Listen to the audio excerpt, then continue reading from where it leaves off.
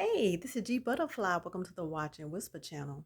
Well, tonight I'm coming to you live from the bed regarding a very gruesome story that has happened out of Colorado Springs. There was a young lady named Riley Whitelaw who was brutally murdered at her job by her coworker Joshua Johnson, a 28-year-old man.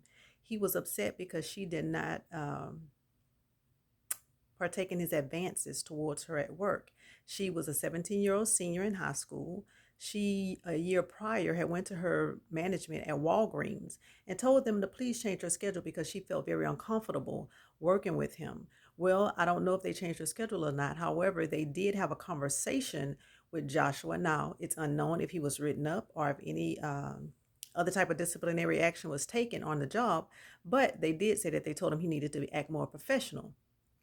Well, moving forward, I guess he still continued to make advances toward her that she was not receptive to.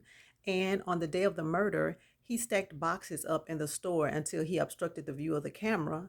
And he also put paper all in the break room and covered up the windows. He also put signs close to maybe an exit or a restroom or something, I guess to deter people from coming in that area.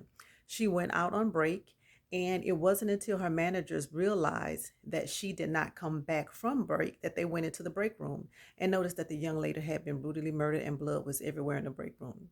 Well, now Joshua Johnson, who is 28 years old, is now charged with first-degree murder. It's very sad. This was a young lady who had her entire life ahead of her, and now it has just been taken away at the blink of an eye. And I cannot imagine what her family, her community, her classmates, her work family, what they could be going through right now, because this is just the unthinkable that you would send your child, because she was still a child, that you would send your child to work and assume they're going to come home 8 hours later and you get a phone call and say that she was murdered on the job. So my prayers and my heart go out to Riley's family because this is just devastating and heartbreaking. And I'm going to be following this story because I want to find out what's going to happen with him. Because although he's been charged with first degree murder, we all know that the judicial system is not always consistent. And who knows how this is going to turn out. But when I saw the story on Instagram, it was on the Jasmine Brands page. It just literally broke my heart. I could not imagine what her family must be going through.